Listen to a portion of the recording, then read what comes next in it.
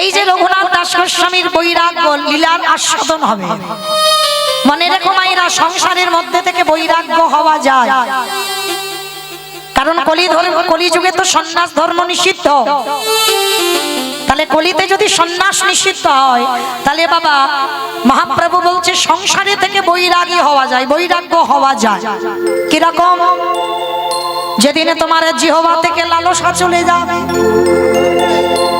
দেখবেন বাবা, যারা ভক্তি জীবনে এসেছে না, মানে কোন রকম একটু আলু সিদ্ধ অন্ন হলেই হয়ে যাবে, যে ভালো ভালো তরি তরকারি দিতে হবে, অন্ন ব্যঞ্জন দিতে হবে, তবে পেট ভরবে, না হলে ভরবে না। না, যারা ভগবানের পদ অবলম্বন করে দেখবেন কোন রকমে একটু পেটটা ভরলেই হয়ে যায়। মহাপ্রভু বলছে বৈরাগ্য সংসারে থেকে হয়, যেদিনে তোমার জিহ্বার লালসা চলে যাবে, যেদিনে তোমার অঙ্গ থেকে স্পর্শ চলে যাবে, যেদিনে তোমার এই ভালো ভালো জিনিস দেখার শক্তি চলে যাবে, কানে হরি কথা, কৃষ্ণ কথা, ভগবত কথা ছাড়া আর কিছু আজে বাজে কথা কানে যাবে না। কি গো? যেদিন তোমার মন চিন্তা থেকে দূরীভূত হবে, সংসারে কোনো চিন্তা নয় যে কোন টাকা কোন ব্যাংকে রাখবো, কোন জায়গা কিনবো, এ চিন্তা হলে হবে না। তোমার যেন একটাই চিন্তা থাকে, আমি কি তারে পাবো না। এই চিন্তা, এই চিন্তা যদি তুমি সংসারে থেকে করতে পারো, তোমার দেহটা সংসারে রেখে দাও, মনটা গোবিন্দ চরণে দিয়ে দাও, তাহলে বাবা তুমি বৈরাগ্য ধারণ করে ফেলেছো। এই রঘুনাথ দাস গোস্বামীর জীবন কথা শ্রবণ করে আমরা জানবো যে ভক্তি জীবনে নামতে গেলে তাদেরকে কোন কোন পথ অবলম্বন করতে হবে। চলে আমরা এখন চলে যাব কোথায়? হুগলি জেলার মাটিতে। মানে এটা হাওড়া জেলা, এর পাশেই রয়েছে হুগলি জেলার মাটি। এই হুগলি জেলার মাটিতে একটা বড় তীর্থস্থান আছে বাবা, বাবা তারকেশ্বর। অনেকে আমরা গেছি তো তারকেশ্বর মন্দির। শুধু তারকেশ্বর মন্দির নয়, আরো হুগলি জেলার মাটিতে আছে বাবা খানাকুলে অভিরাম ঠাকুরের শ্রীপাদ, মানে মহাপ্রভুর একজন পার্শ্বদ। যেমন এই যে গৌরচন্দ্রিকায় শুনলেন শিবানন্দ ছিল মহাপ্রভুর একজন পার্শ্বদ, ঠিক এই রকম অভিরাম ঠাকুরও ছিল মহাপ্রভুর একজন পার্শ্বদ। মায়েরা আজ একটু মন দিয়ে শুনবেন, কেমন? অনেক অনেক অজানা জিনিস জানতে পারবেন। এই যে অভিরাম ঠাকুর, এই অভিরাম ঠাকুরটা কে? এই অভিরাম ঠাকুর হলো সেই যে বৃন্দাবনে আমার গোবিন্দের শ্রীদাম দাদা, ভগবানের এক বন্ধু ছিল শ্রীদাম সখা, তিনি কলিকালে হয়েছে অভিরাম ঠাকুর। কিন্তু বাবা একটা ঘটনা ঘটেছে। কিরকম ঘটনা? এই যে আমার কমিটি দাদা ভাইরা আমাদের কপালে চন্দন দিয়ে গেল, আপনাদের হয়তো দেয়নি, কিন্তু দেওয়া কর্তব্য, নিয়ম। মানে কাউকে একজন অন্তত পাঠাতে হয়, প্রত্যেকটা ভক্তের কপালে একটু চন্দন দিতে হয়। কেন দিতে হয়? এটা মহাপ্রভু শ্রীবাস অঙ্গনে শিক্ষাটা দিয়েছিল। কেন দিয়েছিল? মহাপ্রভু হরি নাম করছিল, দাদা নিতাই চাঁদকে বলেছিল, দাদা যাও তুমি ভক্তদের কপালে চন্দনগুলো দিয়ে দাও, আর দিয়ে ভালো করে দেখে নাও সবাই বৃন্দাবন থেকে ফিরেছে তো কলিযুগে। কারণ যারা বুঝেছিল তারা তো সব কলিযুগে এসেছে মহাপ্রভুর পার্শ্বদ হয়ে। তা ভালো করে কপালে চন্দন দিয়ে ভালো করে দেখে নাও সবাই ব্রজে থেকে ফিরলো তো। তা নিতাই চাঁদ সবার কপালে চন্দন দিচ্ছে, আর দিতে দিতে বাবা সবার দেওয়া হয়ে গেল। আমার নিমাইকে ডেকে বলছে, নিমাই সবাই এসেছে কিন্তু একজন আসেনি। বলে কে? বলে কেন? আমাদের শ্রীদাম সখা। সর্বনাশ, শ্রীরাম দাদা আসেনি। মনে পড়ে গেছে ভগবানের সেই দিনের কথা। কোন দিন? যেদিন বাবা ব্রহ্মা গরু বাছুর চুরি করেছিল, ব্রজ রাখালদের চুরি করে গুহর মধ্যে লুকিয়ে রেখেছিল। কেন? যে কৃষ্ণ যে ভগবান এইটা জানবার জন্য। তা যখন গুহর মধ্যে লুকিয়ে রাখলো, ভগবান কি করেছিল এই কাহিনীটা আমরা জানি বাবা। ভগবান নিজের দেহ থেকে শ্রীদাম সুদাম দাম বসুদাম মধুমঙ্গল নিজে ভগবান হয়েছে। মানে ধবলি শ্যামলী কালী কমলী গরুও হয়েছে, হয়ে যে যার মার ঘরে গিয়েছিল। কেন গেল জানো? যেদিন আমার নন্দালয়ে নন্দ উৎসব হয়, যশোদার কোলে আমার কৃষ্ণ ননি খাচ্ছে, সেদিন বৃন্দাবনের ব্রজমারা কেঁদেছিল, আহারে আমরা কি কোনোদিন কৃষ্ণকে পুত্র রূপে কোলে পাবো না? সেদিন আমার কৃষ্ণ হাতটা তুলে আশীর্বাদ দিয়েছিল, বৃন্দাবনের ব্রজমাদে তথাস্তু মা, কোনো না কোনো দিন আমি নিজে তোমাদের ছেলে হয়ে তোমাদের আদর পাবো। আর ব্রহ্মা যেদিন গরু চুরি করলো সেদিন ভগবানের মনে পড়ে গেল ব্রজমাদের কথা। আজকে শ্রীদাম সুদাম দাম বসুদাম হয়ে যে যার মার কোলে গিয়ে ভগবান একটাই ব্রজ রাখাল হয়ে সবার মার কাছে গিয়ে আদর ভালোবাসা পেয়েছিল। কিন্তু পরের দিন সবাইকে ডেকে এনেছিল, একজনকে শুধু ডাকেনি, যেটা হলো আমার শ্রীদাম দাদা। আর হঠাৎ বাবা বৃন্দাবন মানে দাপর যুগ শেষ হয়ে গেল, কলিযুগ আগাত। আর কলিযুগে বাবা যে যার সবাই পরপর এসেছে। আর যখনই এলো বাবা শ্রীদাম দাদা আসেনি। কেন আসেনি? অভিমান। শ্রীদাম মনে মনে করলো, কানাই তুই সবাইকে ডাকলি, কই আমাকে তো তুই ডাকলি না। আর আমিও প্রতিজ্ঞা করে বসে রইলাম এই গুহার ভিতরে, যতদিন না তুই আমার নাম ধরে ডাকছিস আমি ততদিন তোর কাছে যাব না। গুহার মধ্যে লুকিয়ে রইল শ্রীদাম দাদা। দাপর যুগ শেষ, এসে গেল বাবা কলিযুগ।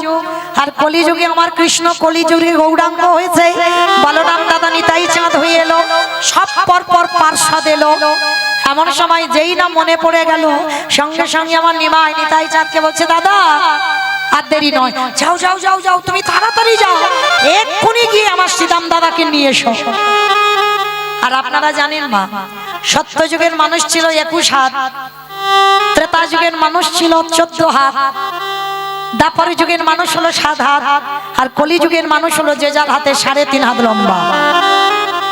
তাহলে দাপর যুগে বলরাম দাদা, এখন কলি যুগে নিতাই চাঁদ। আর গিয়েছে বৃন্দাবনে শ্রীরাম সখাকে খুঁজতে। আর খুঁজতে খুঁজতে বাবা গুহর ভিতরে কে যেন কানাই কানাই বলে কাঁদছে। বড় একটা পাথরের টুকরো নিয়ে গর্তের মধ্যে ঢাকা দেওয়া। পাথরটা সরিয়ে নিতাই চাঁদ দেখে না শ্রীদাম দাদা বসে বসে কানাই কানাই বলে কাঁদছে। তাড়াতাড়ি করে শ্রীদাম দাদার হাত ধরে টেনে এনেছে, বাইরে এনে দেখছে বাবা হাত বড় লম্বা, মানে 7 হাত তো এখনো জন্ম হয়নি, কিন্তু বলরাম দাদা 3.5 হাত হয়ে চলে এসেছে নিতাই চাঁদ হয়ে। এ কি? শ্রীদাম দাদা বলছে, তুমি কে? আমাকে গুহ থেকে হাত ধরে টেনে বের করলে। আমার নিতাই চাঁদ বলছে, আরে পাগল, আমায় চিনতে পারছিস না? আমি তো সেই বলাই দাদা। ও মা, তুই যদি আমার বলাই দাদা হলে তা তুমি এইটুকু হয়ে গেলে কেন? বলে, আরে পাগল, এটা তো আর দাপর যুগ নেই, এটা তো কলিযুগ। আর কলিযুগে কি তোর মতো 7 হাত লম্বা হব? ওই জন্য আমি পেটে হয়ে গেলাম। ও আচ্ছা, তুমি যদি আমার বলাই দাদা হলে তাহলে আমার কানাই কই? আমি তো বিশ্বাস করবো না, আমার কানাই কই? বলে, শোন শ্রীদাম, তোর কানাই আর ব্রজে নাই, সে কোথায় জানিস? এসেছে ব্রজের বাঁকা কালো সখা দেখিয়া আমাদের সোনার উলুধ্বনি হয় রে। এসেছে ব্রজের বাঁকা, এসেছে ব্রজের বাঁকা কালো সখা দেখিয়া আমাদের সোনার নদিয়া। এসেছে ব্রজের বাঁকা কালো সখা দেখিয়া আমাদের সোনার নদিয়া। ও তার কালো বরণ নাই, ও তার কালো বরণ নাই, ও তার কালো বরণ নাই, কালো বরণ নাই। বলি রাহি অঙ্গে অঙ্গ দিয়ে গৌর হলেন না, ওই রাহি অঙ্গে অঙ্গ দিয়ে গৌর হলো নাই। তার কালো বরণ নাই, ধরি হয় না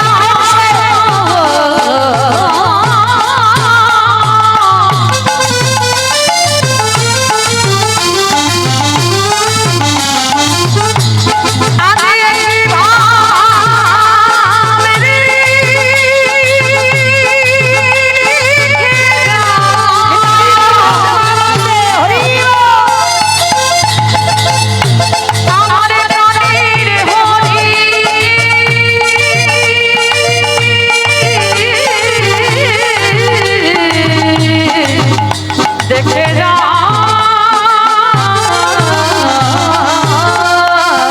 তার কালো বরণ নাই, আরে রাই অঙ্গে অঙ্গ দিয়ে গৌর হলো নাই। রং ফিরেছে, ঢং ফিরেছে, রং ফিরেছে, তারে এখন চেনা আমাদের সোনার মদিনা এসেছে ব্রজের বাংলা, এসেছে ব্রজের বাংলা, কালো সঙ্গা দেখবি। তা যেই না চাপ দিয়েছে বাবা 7 হাত থেকে 3.5 হাত হয়ে এসেছে। আমার মহাপ্রভুর কাছে এলো শ্রীদাম দাদা, বলে এভাবে সমাজ মেনে নেবে না, তোকে আবার জন্ম নিতে হবে। কোথায়? চলে যা হুগলি জেলার মাটিতে খানাকুলে, তোর নাম হবে, আমার পার্ষদ হয়ে আসবি, তোর নাম হবে অভিরাম ঠাকুর। তাহলে হুগলি জেলায় খানাকুলে অভিরাম ঠাকুরের জন্ম হলো। মহাপ্রভুর আরেকজন পার্ষদ, যার কথা আজকে আমরা শুনবো, জন্ম নিয়েছিল কোথায় জানো? এই হুগলি জেলার মাটিতে আদি সপ্তম গ্রামে জন্মে নিল দাসের ঘোড়া। আদি সপ্তম গ্রামে জন্ম নিল দাসের ঘোড়া। আদি সপ্তম গ্রামে জন্মে নিল দাসের ঘোড়া। আদি সপ্তম গ্রামে জন্ম নিল দাসের ঘোড়া। আজ এই অনুধ্বনি হরি হরি করিলা ভুবন। ধ্বনি হরি ধ্বনি হরিল ভুবন। অনুধ্বনি হরি হরি করিলা ধ্বনি হরি ধ্বনি হরিল ভুবন। শঙ্খ বাজে ঘণ্টা বাজে মাদরে, বাজে ঘণ্টা বাজে মাদলে। আজ শঙ্খ বাজে ঘণ্টা বাজে মাদলে। ওই শঙ্খ বাজে ঘণ্টা বাজে মাদলে নিব। আবার পাড়া প্রতিবেশী সবে হরি হরি বল। আনন্দেতে সাবে বলে হরি বল। ওই আনন্দেতে ভেসে বলে বলে হরি বল। আনন্দ ইয়ারে ধরে এই না, আনন্দ ওরে ধরে না, আনন্দ ইয়ারে ধরে না। আনন্দ ওরে ধরে না, তিরিশ জনম আনন্দ ধরে না, তিরিশ জনম আনন্দ ধরে না। শুভ দিন শুভক্ষণ, শুভ তিথি শুভ নক্ষত্রে শুভ লগ্নে ওই আদি সপ্ত গ্রামে রঘুনাথ দাস গোস্বামীর জন্ম। বাবা যাকের নাম হলো হিরণ্য দাস আর গোবর্ধন দাস। হিরণ্য দাসের ঔরসে নয়, গোবর্ধন দাসের ঔরসে জন্ম নিয়েছিল এই রঘুনাথ দাস। এরা 2 ভাই জমিদার, আর এদের 2 ভাইয়ের বাবা এমনই জুটি ছিল, ঠিক রাম লক্ষ্মণ ভরত শত্রুঘ্নের যেমন ঠিক ভাই ভাই মিল। যেমন রামের কথা বললে বাবা লক্ষ্মণের কথা এসে যায়, যেমন রামের কথা বললে লক্ষ্মণের কথা আসে, ঠিক তদ্রূপ বাবা এই গোবর্ধন দাসের কথা বললে হিরণ্য দাসের কথা আসে, আর হিরণ্য দাসের কথা বললে আমার গোবর্ধন দাসের কথা আসে। তাই এদের বাবা জমিদারি মানে বড়লোক বলা ভুল। এদের সম্পত্তি ছিল বাবা ইন্দ্রের মতো সম্পত্তি স্বর্গে, মানে স্বর্গের ইন্দ্রের যত সম্পত্তি তত সম্পত্তি ছিল এই হিরণ্য দাস আর গোবর্ধন দাস। কে গো মাইরা, আপনারা আমরা কতটুকু বড় লোক, কতটুকু জমিদার, আর এদের অবস্থা দেখেছো? যার বাবার ইন্দ্রের মতো সম্পত্তি, সেই সম্পত্তির লালসা এতটুকু রঘুনাথ দাসের শরীরে আসে। সর্বদাই ছোটবেলা থেকে বাবা ত্যাগের মন্ত্রে দীক্ষিত ছিল, কিছু ভালো লাগতো না এই জমিদার। আর একটা কথা বলে যাই বাবা, আমরা অনেক মায়েরা আছি একটা সন্তানের জন্য 7 ঠাকুরের কাছে মানত করি, করি না মা? 7 ঠাকুরের কাছে যাই। আমি একটা হরিবাসরে একটা কথা বলে যাই, কোথাও যেতে হবে না, চলে যাবে বৃন্দাবনে রাধা কুণ্ডের তীরে। কোথাও যেতে হবে না, চলে যাবে একবার রাধা কুণ্ডের তীরে। আর রাধা কুণ্ডের তীরে গিয়ে একবার স্নান করবেন। কেন? আমরা মনুষ্য জীবনে বাবা সবাই পারি না সব তীর্থে স্নান করতে, অসম্ভব। কারণ আমরা কর্মজীবী মানুষ, সব তীর্থে স্নান হয় না। চলে যাবে রাধা কুণ্ডে, ওই একটা জায়গায় যদি স্নান করতে পেরেছো তোমার সব তীর্থে স্নান হয়ে যাবে। কারণ যারা জানে বাবা, যারা শাস্ত্র জ্ঞানী, যারা গ্রন্থ পড়েন, তারা অবশ্যই জানবেন যেদিন আমার ভগবান কৃষ্ণ অরিষ্টাসুরকে বধ করেছিল। অরিষ্টাসুর মানে ওই একটা রাক্ষস গরু মানে গাভী রূপ ধারণ করেছিল, আর গাভী রূপ ধারণ করে কৃষ্ণকে মারতে এসেছিল। কিন্তু কৃষ্ণের গরুগুলোর ভিতরে ওই অরিষ্টাসুর ঢুকেছিল। ভগবানের চোখে ফাঁকি দেওয়া যায়? তা যখন শ্যামলী ধবলী কালী কমলির ভিতরে ওই অসুরটা ঢুকেছিল, ভগবান চিনল কি করে? সব গরুগুলো মাঠে চড়ছে, সব গরুর ছায়া মাটিতে পড়লো, কিন্তু অরিষ্টাসুর ওর ছায়াটা মাটিতে পড়ছে না। ভগবান তখনই বুঝতে পেরে গেল যেটা আমার গরুর পালেদের মধ্যে কেউ নয়, এ আমাকে পরীক্ষা করবার জন্য এসেছে, আমাকে নিধন করবার জন্য এসেছে। ভগবান অরিষ্টাসুরের ওই পাটা ধরে মানে গরুর পাটাকে ধরে বন বন বন বন করে ঘুরিয়েছে, আর ঘুরিয়ে একেবারে সজোরে টেনে আছাড়। কিন্তু ভগবান নিজে মেরেছিল ঠিক কথা, কিন্তু ওই গরুর পায়ের খুরের চিহ্নটা ভগবান নিজের পায়ে রেখে দিয়েছে। কেন? ভগবান নিজেই জগৎকে বোঝাতে চাইলো যে এই পৃথিবীতে ভক্ত যদি আমাকে ভক্তি ভরে ডাকে তাকে হৃদয়ে রাখি, আর ভক্ত যদি আমাকে শত্রুতা করে ডাকে তাকে কোনোদিন আমি চরণ ছাড়া করি না। তো অরিষ্টাসুর তো শত্রুতা করে এলো, তো তাকে পায়ের তলায় রেখে দিল, কিন্তু রাধারানীর অভিমান হলো, মেনে নিতে পারলো না। বধূ, তুমি গো হত্যা করেছো, তুমি পাপী, শুধু পাপী নয় তুমি মহাপাপী। ভগবান বলল, রাধে তুমি কেন বোঝো না? ওটা আমার গোমাতা ছিল না, ওটা তো অরিষ্টাসুর ছিল। বলে ছিল তো কি হয়েছে, কিন্তু ও যে রূপটা ধরেছিল সেটা তো গোমাতার রূপ ধরেছিল। তাহলে তুমি যখন ওই গোমাতাকে হত্যা করেছো, তাহলে এই হত্যার জন্য তুমি ব্রহ্ম হত্যায় লিপ্ত হয়ে গেছো। তখন আমার গোবিন্দ বলেছিল, রাধে বলে দাও কি করতে হবে। আমার রাধারানী বলেছিল, পাপ থেকে মোচন হতে গেলে, পাপ থেকে মুক্তি পেতে গেলে তোমাকে সর্বতীর্থে গিয়ে স্নান করতে হবে। বলে তোমার কি রাধে মাথা খারাপ? যাকে আগে পলক না দেখলে, যাকে একে পলক না দেখলে, ওগো রাধে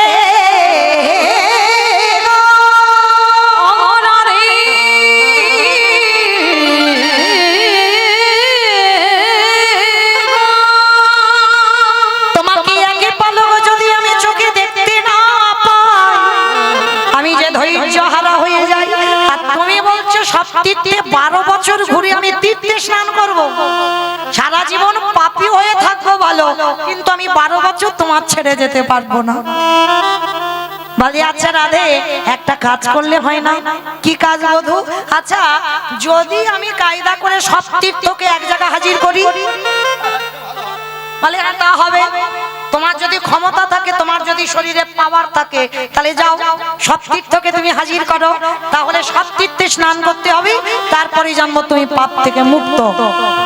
এইবার ভগবান হাতের বাঁশিটা দিয়ে সরোবর খনন করেছে। ভগবান যেমন বাঁকা তেমন ঠিক বাঁকা হয়েছে শ্যামকুণ্ড। এইবার সমস্ত তীর্থকে আহ্বান করেছে, হে তীর্থ, আমি রাধা চরণে অপরাধ করেছি, অরিষ্টাসুর বধ করে আমি পাপী হয়েছি, তাই তোমরা সবাই এসো, তোমাদের সবার জলে আমি স্নান করব।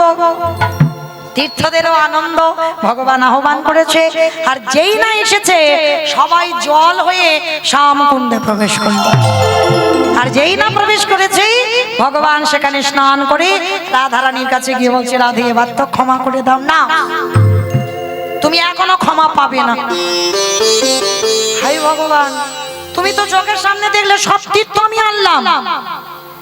সখীরা কায়দা করে বলছে, হে গোবিন্দ, তীর্থ এসেছিল ঠিক কথা, কিন্তু তুমি যে তীর্থে স্নান করলে তীর্থরাই তো পবিত্র নয়।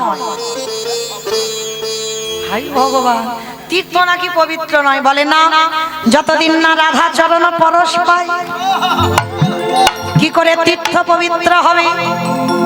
বলে তাহলে রাধে কি করবো এখন? বলে আবার ওদের আনতে হবে। বলে দেখো আর এনে কাজ নাই, সেই তো আমি একবার এনেছিলাম। আচ্ছা তুমি একটা সরোবর খনন করো। ভগবানের কথা মতো রাধারানী হাতের কনকম দিয়ে নিজে একটা সরোবর খনন করেছে, সেটা হলো রাধা কুণ্ড। এইবার বলছে আর আমি তাদের ডাকবো না, সেই তো একবার ডেকেছিলাম, মাঝখান দিয়ে ছিদ্র করে দেওয়া হোক, শ্যামকুণ্ডের জল রাধা কুণ্ডে আসুক, রাধা কুণ্ডের জল শ্যামকুণ্ডে যাক। বলে অপদার্থ নাকি তুমি? মাথা খারাপ? তোমার ওই জল পাপী হয়েছে, তোমার ওই জল পাপী। তুমি তো নিজে পাপ করেছিলে, তাহলে তুমি পাপ করে ওখানে স্নান করেছো মানে ওটা পাপী হয়ে গেছে। ও জল আমার রাধা চরণ পরশ পাবে না, ফেরে নতুন করে ডাকতে হবে। ঠিক আছে, আমার ভগবান যোগ বলে যেই নাম সমস্ত তীর্থকে আহ্বান করলো। তীর্থ বলছে প্রভু এ তো আমাদের সৌভাগ্য, সবাই তো ভগবানের চরণ পেতে যায়, চরণ পেতে যায়। এই জগতে ভগবানের চরণ তখনই লাভ করা যায় যদি একবার প্রকৃত ভক্ত চরণের আশ্রয় করা যায়। আর এই জগতে রাধা রানীর মতো বড় ভক্ত ত্রিজগতে আর কেউ নাই। যেই না তীর্থ আহ্বান করেছে সমস্ত তীর্থ রাধা চরণে এসে চরণ পরশ করেছে। আর যেই না চরণ পরশ করেছে শ্যামকুণ্ডের জলে রাধা কুণ্ডে এলো, রাধা কুণ্ডের জলে শ্যামকুণ্ডে এলো। প্রেম সে সবাই বলো নিতাই গৌর প্রেমানন্দে। ওই জন্য কথাটা বলা, হাজার তীর্থে যাওয়ার দরকার নাই, চলে যাবে বৃন্দাবনে রাধা কুণ্ডের তীরে। আর রাধা কুণ্ডে স্নান করে নিজের আঁচলটা যদি বংশের সন্তান না হয়, আঁচলটা পেতে আমার রাধা রানীর কাছে একবার প্রার্থনা করবেন। আমার ভগবানের কাছে যদি বাবা কেউ যায় না, ওই একেবারে চিত্তগুপ্ত বিচিত্র বিচ্ছের খাতা দেখে বাবা হিসাব করবে ও কি পাপ করেছে। কিন্তু আমার রাধা রানী বড় করুণাময়ী, একেবারে যদি কেউ রাধা চরণ আশ্রয় করে, রাধা রানী কোনোদিন বলবে না ও কি পাপ করেছে দেখে এসো। ও যখন আমার চরণে শরণাপন্ন হয়েছে ওর পাপটা আমি দেখতে পাবো না, ও সব আমি দেখতে যাব না, ওকে আমার চরণে আমি আশ্রয় দিব। আমার চরণে আমি আশ্রয় দিলাম। আমি যে ভক্ত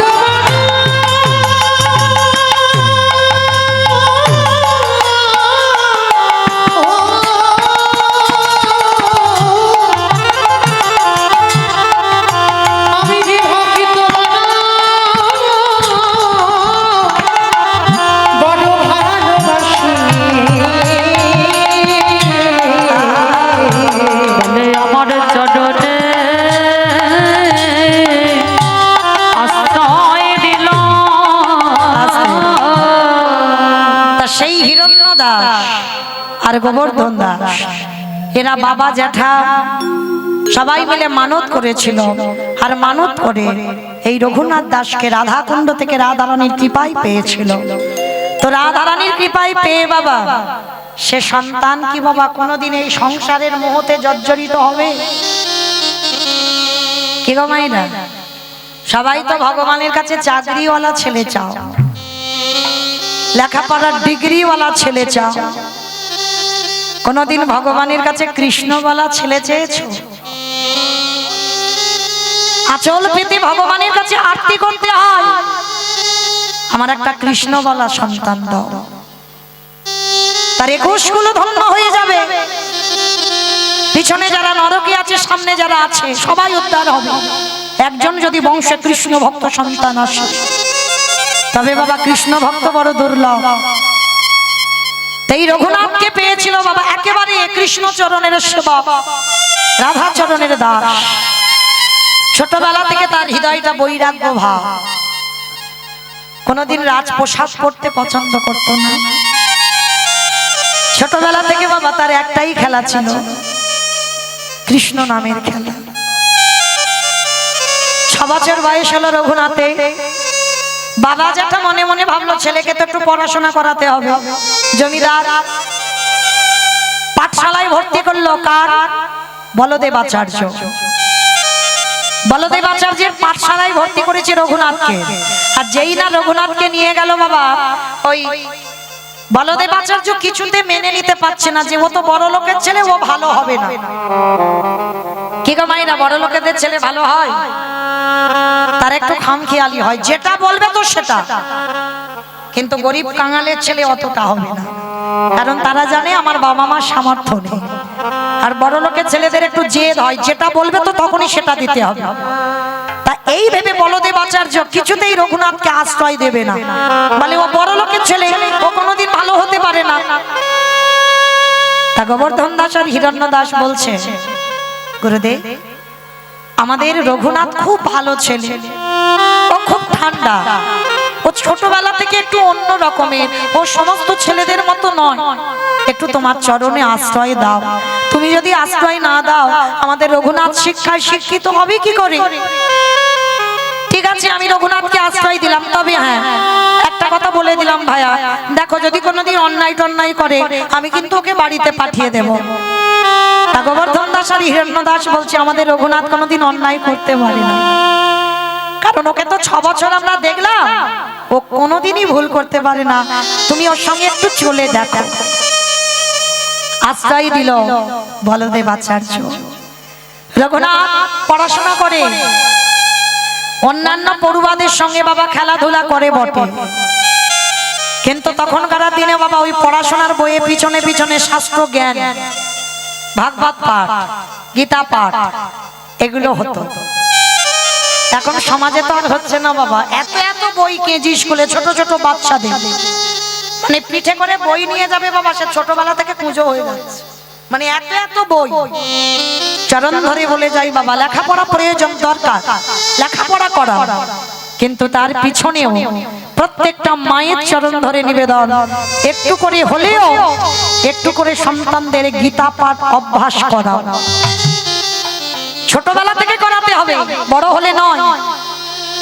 তো আজকের রঘুনাথ ওই যে গুরুদেব ভাগবত পড়ে, আর ছোট্ট রঘুনাথ সামনে বসে ভাগবত শুনে, পিছনে আরো বন্ধু বান্ধব গুলো বসে শোনে, কিন্তু তারা গল্প গুজব করে, অনেক কথা বলে, হাসি ঠাট্টা করে, কিন্তু রঘুনাথ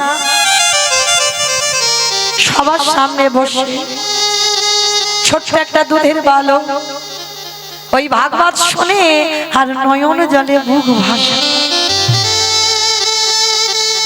কে গো, তার বীজও ভালো, তার মাটিও ভালো, তার ফসলটা তো ভালো হতেই হবে। আমা কোন মাটি গো? হাওড়া জেলার মাটি। কোন মাটি? মা। আগে মাকে ঠিক হতে হবে, তবে তো তার ফসলটা ভালো হবে। আর মা যদি অসৎ পথে চলে যায় ফসলটা ভালো হবে কি করে? মাটিতে যদি আগাছা কুগাছা জন্মে যায় মাটির ফসলটা কি ভালো করে বাড়তে পারবে? পারবে না। তো আজকে রঘুনাথের মাটি ভালো, বীজও ভালো। তো আজকে লক্ষ্য করেন বাবা, ওই রঘুনাথ বসে কাঁদছে, বলদেব আচার্য ভাগবতটা রেখে রঘুনাথকে কাছে ডেকেছে। রঘুনাথ, এই রঘুনাথ আয় দেখি, এখানে আয় তো দেখি। আচ্ছা তুই তো এতটুকু ছেলে, আমি ভাগবত পড়ি, এই এত এত কঠিন কঠিন শ্লোক আমি যে বলি, তুই যে কাঁদিস, তুই কি কিছু বুঝতে পারিস?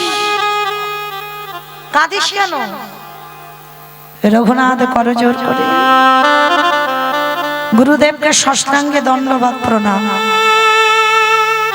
বাচ্চা ছেলেটা চৈতন্য দেখেন বাবা, আমরা তো বাচ্চাদের প্রণাম করাতেই ভুলে যাচ্ছি, এখন সব সুইস্টেপা প্রণাম না। পুরুষ জাতিদের প্রণাম করতে গেলে বাবা ষষ্ঠাঙ্গে দণ্ডবাদ প্রণাম, তবে আমার মায়েদের নয়, আমার মায়েরা কোনোদিন দণ্ডবাদ প্রণাম নয়, আমার মায়েদের পঞ্চাঙ্গ প্রণাম করতে হয় হাঁটুটা মাটিতে রেখে। আর পুরুষ জাতিদের কর্তব্য ষষ্ঠাঙ্গে দণ্ডবাদ প্রণাম।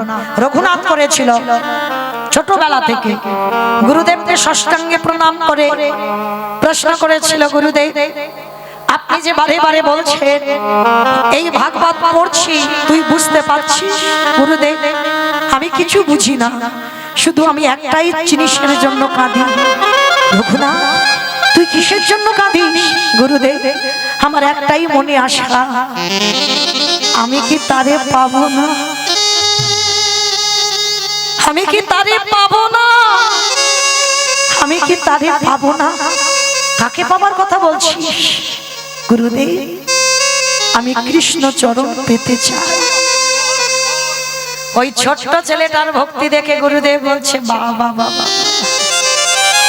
এতটুকু বয়স থেকে তোর এত চেতনা, পাবি বাবা পাবি।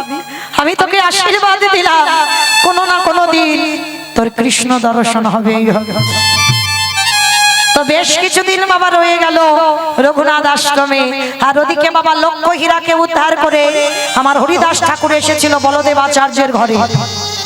বলদেব আচার্যের কাছে এসেছে, সমস্ত ভক্তরা জেনে গেল হরিদাস ঠাকুর আসছে, সবাই মিলে গিয়ে বাবা পঞ্চাঙ্গ প্রণাম করেছে। আর ছোট্ট রঘুনাথ হরিদাস ঠাকুরকে দেখে একেবারে ছুটে গিয়ে একেবারে শুয়ে পড়ে। যেই না বাবা ধুলাই শুয়ে পড়ে রঘুনাথ প্রণাম, সঙ্গে সঙ্গে রঘুনাথের হাতটা ধরে হরিদাস ঠাকুর তুলেছে। এই দাঁড়া দাঁড়া দাঁড়া দাঁড়া, কই দেখি তো তোর কপালটাই। যেই না কপালে হাতটা দিয়েছে, হরিদাস ঠাকুর বললেন বাবা বাবা, এইখানে বীজ বপন করলে অঙ্কুরিত হবেই হবে। এই তো সেই স্বর্গস্বামীর মধ্যে একজন, এখানেই বীজ পুঁতে দিলে অঙ্কুরিত হবেই হবে। আশীর্বাদ দিল তোর কৃষ্ণ ভক্তি হোক। কি গো, সাধু সঙ্গ করো, ভক্ত সঙ্গ করো, কৃপা হয়ে যাবে। জমিদারের ছেলে ছোটবেলা থেকে দেখো জমিদারি দেখাশোনা করে না, সব সময় সাধু সঙ্গ, সব সময় বৈষ্ণব সঙ্গ, সব সময় ভক্ত সঙ্গ।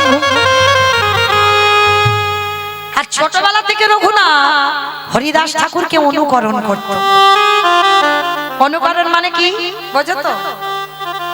এখন কীর্তন জগতেও চলছে বাবা, অনেকের অনেকের অনুকরণ করে কীর্তন গায়, গায় না? এই যে অনুকরণ করা, অনুকরণ করা ভালো, কিন্তু বাবা তার ব্যক্তিগত কোনো জিনিস থাকার প্রয়োজন দরকার। এই যে অনুকরণ করে একজন আরেকজনকে, তো আমার এই রঘুনাথ দাস হরিদাস ঠাকুরকে অনুকরণ করত। কি অনুকরণ? খারাপ জিনিস নয়। হরিদাস ঠাকুর 24 ঘন্টায় একবার আহার করত, সারা দিনে একবার আহার, সারা রাত দিনে। পরনে মরত একটা বহির্বাস অন্তর্বাস, কঙ্কাল সার দেহ হরিদাস ঠাকুরের। ধুলার পরে মেঝেতে কোন রকম একটু শয়নে গেলেই হতো, মাথাতে কোনো বালিশ নয়।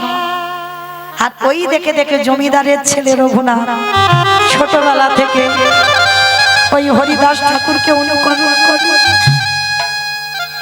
আমিও এইভাবে চলবো, আমিও এইভাবে থাকবো। তা হরিদাস ঠাকুর একদিন বলেছিল, এই এখন বাবা তুই ছোট, একটু বড় হ, তারপরে তুই আমাকে অনুকরণ করিস, কিন্তু এখন নয়, একটু বড় হ না। আমি ছোটবেলা থেকে আমি তোমার মতো হতে চাই, আমি তোমার মতো হব। তথাস্তু, কৃষ্ণ ভক্তির উদয় হোক। হরি বল। সেই রঘুনাথ বেশ কিছুদিন পাঠশালায় পড়াশোনা করলো, পড়াশোনা শেষ করে বাড়িতে চলে গেল। কিন্তু বাড়িতে গেলে কি হবে বাবা, মন এক জায়গায় পড়ে থাকে। যেখানে সাধু সঙ্গ হয়, যেখানে ভক্ত সঙ্গ হয়, যেখানে হরি কথা, যেখানে ভাগবত কথা, রঘুনাথ বাড়ি থেকে পালিয়ে যায়। আবার প্রজারা বাবা ছুটে গিয়ে আবার রঘুনাথকে ধরে বাড়িতে নিয়ে আসে। কারণ বাবা তখনকার দিনে জমিদার তো একটা সম্মান আছে। তা জমিদারের ছেলে যদি যেখানে সেখানে শুয়ে থাকে, যেখানে সেখানে সাধুদের সঙ্গে খাওয়া দাওয়া করে, তা জমিদারির একটা অসম্মান হয়। তা ছেলে যায় আবার ওকে ধরে বাড়িতে আনে। কে গো, কৃষ্ণ ভক্তকে ধরে রাখা যায়? পারবে কৃষ্ণ ভক্তকে ধরে রাখতে? হাজার চেষ্টা করলেও বাবা তার সংসারে আর মন বসাতে পারবে না, যদি একবার কৃষ্ণ নামে পাগল হয়ে যায়। আর দেখবেন বাবা যারা কৃষ্ণ নামে পাগল না, তাদের দেখতে দেখবেন একটু পাগল পাগল মতো হয়। মানে লোকালয়ের লোকজন দেখলেই বলবে ও পাগল, কিন্তু না, ও তো কৃষ্ণ পাওয়ার জন্য পাগল। ওর হৃদয়ে আকুলি বিকুলি, ওর হৃদয়ে আকুলতা। আর মনে রেখো বাবা, আকুলতা না হলে তুমি কৃষ্ণ দর্শন পাবে না। শ্রী শ্রী রামকৃষ্ণ পরমহংস দেবকে প্রশ্ন করেছিল নরেন ঠাকুর, কি করলে ভগবান পাওয়া যায়? তা ঠাকুর বলেছিল, কি করলে ভগবান পাওয়া যায় দেখবি? দেখাচ্ছি চল। তো এইবার কি করেছে বাবা, নরেন জলে স্নানে নেমেছে, আর যেই না স্নানের ডুবটা দিয়েছে নদীর ঘাটে, আমার ঠাকুর ওই দক্ষিণেশ্বর কালীবাড়িতে থাকতো না, তো যেই না ডুব দিয়েছে সঙ্গে সঙ্গে আমার ওই নরেনের মাথাটাকে নিয়ে একেবারে জলের ভিতরে চেপে, আর অনেকক্ষণ ধরে চেপে ধরে আছে। আর নরেন তো বাবা দম আটকে যাচ্ছে, ছটফট করছে, আর যখন খুব ছটফট করছি আমার ঠাকুর হাতটা ছেড়ে দেবে, আর যেই না ছেড়ে দিয়েছে আমার নরেন উঠে বলল, এই জন্য তোমায় বলে পাগল, আর একটু বলে তো আমি মরে যাচ্ছিলাম। সর্বনাশ, আমি তোমাকে বললাম যে কি করলে ভগবান পাওয়া যায়, তা তুমি আমার মাথাটা জলের তলায় এরকম চেপে বসে আছো। তা ঠাকুর বলছে, আরে শালা তুই বুঝিস না। আমার ঠাকুরের বই যারা পড়বে, ঠাকুর শালা শালা বলতো, কোন শালা? বউয়ের ভাই শালা না, পাঠশালা না, গোশালা না, তাহলে শালা মানে শা মানে মুক্তি, লা মানে নৌকা, ওই মুক্তির নৌকাতে ঠাকুর পারাপার হবে। তা নরেনকে বলতে, এই শালা শোন, আচ্ছা বলতো দেখি, ওই যখন তোর মাথাটা জলের তলায় চেপে ধরেছিলাম তোর কিরকম হচ্ছিল, কিরকম বদমাশ দেখেছিস? তার নরেন বলছে, ঠাকুর আমার ভিতরটা যেন আকু পাকু করছিল, মানে এই বুঝি আমি মরে যাই, এই বুঝি মরে যাই, আমার প্রাণটা বেরিয়ে যাচ্ছিল। এই শোন, ঠাকুর তো উদাহরণ ছাড়া কিছু বলে না। শোন, তুই আমায় জিজ্ঞাসা করলি না ভগবান পেতে গেলে কি করতে হবে? ওই জলে চেপে ধরেছিলাম, তোর ভিতরটা যেমন হচ্ছিল, এই বুঝি প্রাণটা বেরিয়ে যায়, এই যে আকু পাকু করছিল, এই যে আকুলতা, যেদিন তোর হৃদয়ে ওই কৃষ্ণ পাবার লালসা, কৃষ্ণকে পাবার জন্য যখন এই রকম হবে, সেদিন তুই বুঝতে পারবি তোর কৃষ্ণ দর্শন হয়ে যাবে।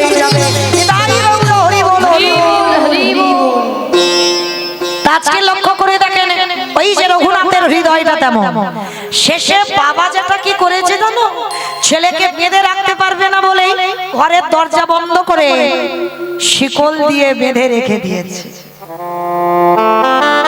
যাতে কৃষ্ণ ভুলে যায়। কি গো মাইরা, ভোলা যায়? একবার কৃষ্ণকে ভালোবেসে দেখো, জীবনে তুমি ভুলতে পারবে না। বাহ্যিক জগতে কাউকে ভালোবাসলে, আজকের ভালোবেসেছো, কালকে তুমি ভুলে যাবে, কিন্তু আমার কৃষ্ণকে যদি কেউ ভালোবাসে, এ দেহে যতক্ষণ প্রাণ থাকবে কোনোদিন আমার কৃষ্ণকে ভুলতে পারবে না। সবসময় সদাই নয়নে ভেসে উঠবে তার বদন, তার চরণ। তো রঘুনাথকে বেঁধে রেখেছে কৃষ্ণ ভোলাবার জন্য। হায় হায় হায়, বলে ছেলে যখন জব্দ হয় না, ওকে আর ছেড়ে রাখবো না, ওকে বেঁধে রাখবো। বাঁধা যায়? হাত বাঁধবে, পা বাঁধবে, মন। হিরণ্য দাসকে বলছে, জ্যাঠামশাই কৃষ্ণ ভোলাবার জন্য আমায় বেঁধে রেখেছি, পারবে না যেতু, পারবে না। এই মনটাকে তুমি বাঁধবে কি করে? আমার মন তো তার চরণে সব সময়। কে আছিস দাঁড়ি প্রহরী, একে ধরে দরজা বন্ধ করে রেখে দিবি, কেউ ওকে দরজা খুলে দিবি না। প্রত্যেক দিন রঘুনাথকে একটু করে খেতে দেয়। জমিদারের ছেলের অবস্থা দেখো, কৃষ্ণ ভালোবেসে প্রত্যেক দিন একটু করে খেতে দেয়, রঘুনাথ খায় না। এক সপ্তাহ হয়ে গেল রঘুনাথ কিছু আহার করে না। বলদেব আচার্য গুরুদেব খবর পেয়েছে রঘুনাথ কিছু খাচ্ছে না, আর এক সপ্তাহ যদি না খায় বাবা মরে যাবে। তো আমরা একদিন নির্জলা উপবাস করতে পারি না, একাদশী আমাদের পরের দিনে কত কষ্ট। আর একটা ছোট ছেলে যদি বাবা এক সপ্তাহ কিছু না খায়, সে বাঁচবে? গুরুদেব খবর পেয়ে ছুটে এসেছে, রঘুনাথ, রঘুনাথ, শুনলাম তুই নাকি খাওয়া দাওয়া বন্ধ করে দিয়েছিস। শিকল বাঁধা অবস্থায় গুরুদেব এসেছে, ষষ্ঠাঙ্গে শুয়ে পড়ে দণ্ডবত প্রণাম। গুরুদেব এসেছে। রঘুনাথ জমিদারের ছেলে কঙ্কাল সার হয়ে গেছে, এসেছো গুরুদেব। হ্যাঁ রে রঘুনাথ, কেন এইরকম করছিস বাবা? কেন তুই বুঝতে পারছিস না? পাবি, তুই একটু বড় হ, কৃষ্ণ পাবি তুই, কিন্তু কেন এত পাগলামি করছিস? খেয়ে নে বাবা। তা ছেলের অবস্থা দেখে জ্যাঠামশাই আর থাকতে পারবে না। হিরণ্যদাস এসে বলছে, দাঁড়াও দাঁড়াও দাঁড়াও। হাতের শিকল খুলে দিয়েছে, পায়ের শিকল খুলে দিয়েছে, কোমরের শিকল খুলে দিয়েছে। রঘুনাথ, এই জায়গাটা একটু আস্বাদন করবেন। ছেলেকে যখন জব্দ করতে পারছে না, এইবার কি করছে দেখেন জ্যাঠামশাই। রঘুনাথ এদিকে আয়। জেঠু আমায় ডাকছিলে, বল কি চাস তুই? জ্যাঠামশাই তুমি দেবে আমায়? আমি যা চাইবো তুমি আমায় দেবে? দেবো বাবা, দেবো। তোর কষ্ট আমি আর দেখতে পাচ্ছি না, তোর কষ্ট আমি আর সহ্য করতে পারছি না। বল বাবা তুই আমার কাছে কি চাস? জ্যাঠামশাই ত্রিসত্য করো, আমি যা চাইবো তুমি দেবে। ঠিক আছে করলাম বাবা, ত্রিসত্য করলাম, তুই যা চাইবি তোকে আমি দেবো দেবো দেবো। বল বাবা কি চাস? যেটা মনে রেখো, তুমি কিন্তু ত্রিসত্য করেছো, আমাকে দিতে হবে। দেবো রে দেবো। বল না বাবা, তোর কষ্ট আমি আর নিতে পারছি না, বল তুই কি চাস? জেঠু কৃষ্ণ এনে দেওয়া আমারে,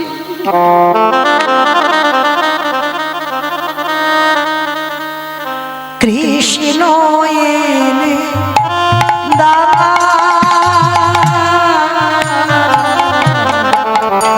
নিতাই গৌর প্রেমানন্দে হরি বল হরি বল হরি বল।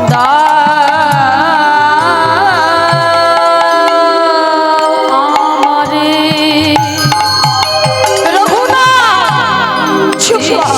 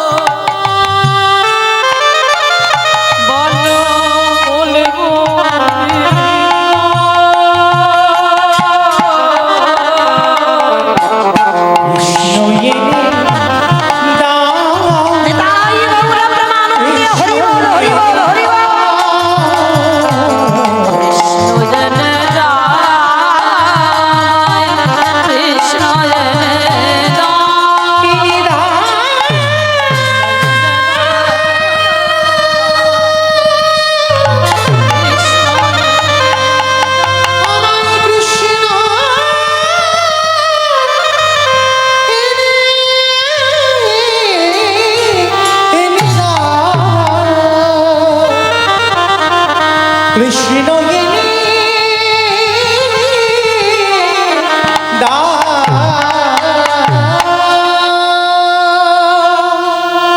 যেই না রঘুনাথকে প্রতিজ্ঞা করলো, কথা দিলাম বাবা তোকে কৃষ্ণ এনে দেব। বলদেব আচার্য বললো, শোন খোকা, একটা কথা বলি, কৃষ্ণ আর কলিযুগে নয়, সেই কৃষ্ণ গৌর হয়ে নদিয়ায় এসেছে। রাধা কৃষ্ণ একে আত্মা দুই দেহ ধরি অনন্য বিলাসী রস আস্বাদন করি। এই দুই ভাবে চৈতন্য গোসাই ভাবে রসে আস্বাদিতে দোহে কোঠা।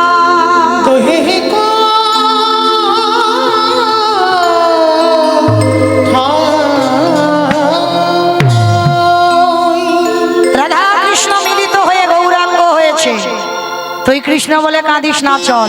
সেই রাধা কৃষ্ণ তো কলিতে গৌরাঙ্গ গৌর হয়েছে, কোথায় পাবো? নবদ্বীপে ছুটে গেল রঘুনাথ। আর তখন গিয়ে খবর পেল নিমাই 24 বছর বয়সে সন্ন্যাসী হয়ে চলে গেছে। দর্শন হলো না, বলে না অভাগা যেদিকে যায় সাগর শুকায় যায়।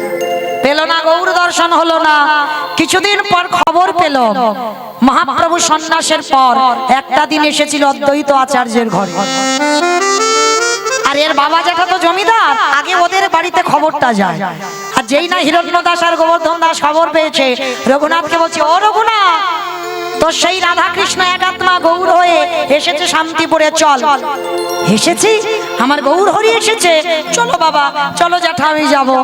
তো জমিদারের ছেলে চলে গেল বাবা অদ্বৈত আচার্যের ঘরে। আর গিয়ে বাবা সবাই মহাপ্রভুকে প্রণাম করছে, আর ওই ছোট্ট রঘুনাথ ছুটে গিয়ে বাবা মাটিতে শুয়ে পড়ে দণ্ডবত প্রণাম। আর যেই না প্রণাম করা, মহাপ্রভু বলছে, আরে দাঁড়া দাঁড়া দাঁড়া দাঁড়া। নয়নের দিকে তাকিয়ে বললো, এই তো পেয়েছি, এই মাটিতে বীজ বপন করব। মাথায় হাত দিয়ে বলছে, কৃষ্ণ ভক্তি হোক। নিতাই চাঁদকে বলছে, দাদা, আমি যে পাত্রে প্রসাদ পাই, ওই পাত্র থেকে একটু আমার উচ্ছিষ্ট প্রসাদ রঘুনাথকে দাও। হয়ে গেল কৃপা, ওই প্রসাদ খাওয়ার জন্য ভক্তরা লালায়িত হয়ে আছে। প্রথম দর্শনে কৃপা হয়ে গেল। আর যেই না কৃপা হয়ে গেল, আশ্রয় পেল মহাপ্রভুর চরণে রঘুনাথ। বেশ কিছুদিন আনন্দে সবাই মিলে ওই নর্তন কীর্তনে বিভোর, সবাই মিলে রঘুনাথ সেই কীর্তনে যোগ দেয়। মহাপ্রভু মাঝখানে রয়েছে, সমস্ত ভক্তরা রসে তনু ঢর ঢর গৌর কিশোর বহর। রসে তনু ঢর ঢর গৌর কিশোর বহর। রসে তনু ঢর গৌর কিশোর বহর। রসে তনু ঢর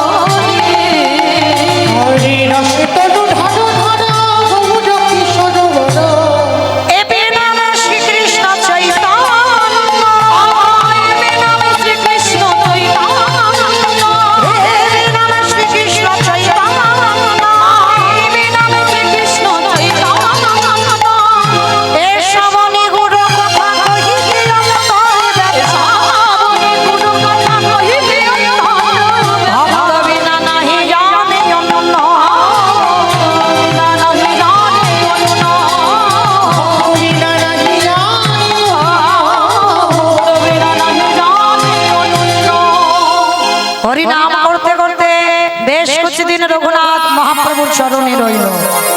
এইবার মহাপ্রভু বলল, রঘুনাথ আমি যাব জগন্নাথ ধাম পুরী ধাম, তুমি ফিরে যাও তোমার বাপের জমিদারিতে। না না প্রভু না, আমি জমিদারিতে আর ফিরতে চাই না।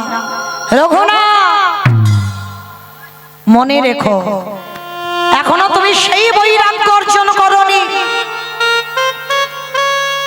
আর যদি চলতে হয় জগতে যেন মর্কট বৈরাগ্য ধারণ করো না। অত সোজা নয় বাবা, ভক্ত হবা। ভগবান যতদিন না তোমাকে কৃপা করে তার চরণে স্থান দেয় ততদিন তুমি পারবে না।